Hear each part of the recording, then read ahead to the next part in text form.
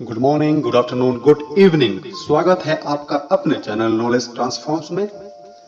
तो आज के वीडियो में हम चौथी कक्षा के लिए हिंदी की पाठ्य पुस्तक रिमझिम में से जो इसका 8वां अध्याय है, जिसका नाम है कौन कौन एक कविता थी। इस कविता में से जो अभ्यास के प्रश्न हैं उनको करने का हम आज प्रयास करेंगे। तो आइए शुरू करते हैं अभ्यास के प्रश्न। तो कविता से प्रश्न है, कविता पढ़कर यह बताओ कि यह शरारती जीव कहां कहां पाया जाता है। तो इसका उत्तर हम इस प्रकार से दे सकते हैं कि यह शरारती जीव घर के अंदर स्टोर में, रसोई में, कमरे में या कहीं भी कोने में पाया जा सकता है। ख, किस तरह की चीजों का नुकसान हुआ या किस तरह की चीजों का नुकसान सबसे ज्यादा हुआ। तो इसका उत्तर है कि कपड़े, कागज, अनाज और खाना जैसी चीजों का नुकसान सबसे ज्यादा हुआ। आगे बढ़ते हैं, ग पे जाते हैं। कविता में बहुत से नुकसान गिराए गए हैं, तुम्हारे हिसाब से सबसे बड़ा नुकसान कौन सा है और क्यों। तो इसका उत्तर हम इस प्रकार से दे सकते हैं कि वैसे तो कविता में बहुत सारे नुकसान गिराए गए हैं, लेकिन हमारे हिसाब से अनाज, किताबों का नुकसान सबसे बड़ा है, क्योंकि किताबों को लिखने में बहुत मेहनत लगती है और अनाज उगाने के लिए भी बहुत मेहनत लगती है और बहुत समय भी लगता है। आगे चलते हैं ग प्रश्न की तरफ। तो इस कविता में किसकी शैतानियों की बात की जा रही है, तुमने कैसे अनुमान लगाया। इस कविता में चूहे की बात की जा रही है, क्योंकि वो हर घर में हर जगह कुछ न कुछ कुतर, काट और बिखरा रहा है, और ऐसा हमारा काम चूहा ही करता है। प्रश्न समाप्त हो चुके हैं। अगला इसका भाग है, कभी कुतर जाता है चप्पल। तो शरारती जीव ने बहुत सारी चीजों को कुतरा, बिखराया और काटा। अब तुम बताओ कि किन किन चीजों को काटा जा सकता है। जो काटी जा सकने वाली चीजें हैं वो है जिल्द और रस्सी, और कुतरा जा सकता है तो कुतरी जा सकने वाली चीजें हैं चप्पल, जूता, और जो बिखराया जा सकता है वह है स्याही और अनाज। इनके अतिरिक्त भी ऐसी बहुत सारी चीजें हैं जिनको कुतरा, काटा और बिखराया जा सकता है। आप अपने सोच का प्रयोग करके लिख सकते हैं।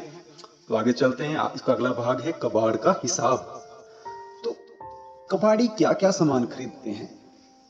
तो इसके उत्तर में हम लिख सकते हैं या बता सकते हैं कि कबाड़ी रद्दी, गत्ता, खराब टीन, कांच की बोतल, प्लास्टिक का कबाड़, अन्य सामान जो काम में ना आता हो खरीदते हैं।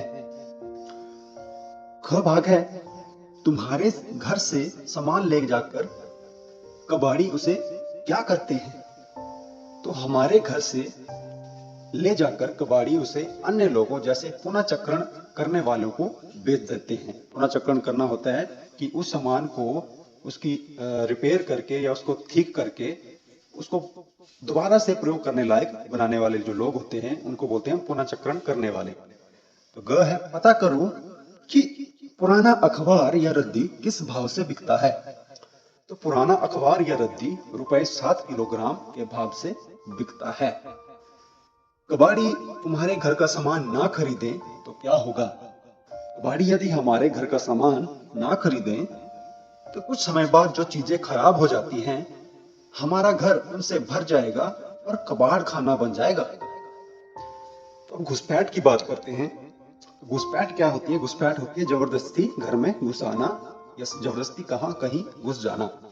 तो तुम्हारे घर में भी यदि यह शरारती जीव है या उसकी फौज घुस गई है तो पता करो कि उससे कैसे निपटा जाता है।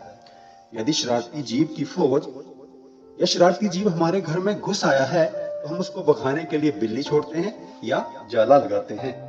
ख पे चलते हैं। इस शरारती जीव के अलावा और कौन कौन से जीव तुम्हारे घर में घुस जाते हैं।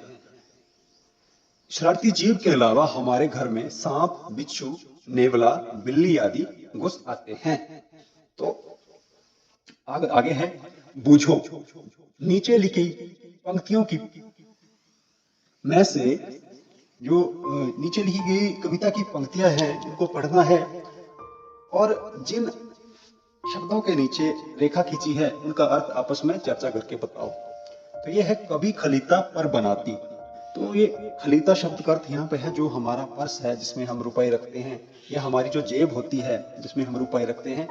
तो चूहे उस जेब पर भी हमला करके उसको कुतर देते हैं और अनजाने पैसा गिर जाता है, और जाने अनजाने वहां से हमारे रुपए गिर जाते हैं और हमें मुश्किल हो जाती है।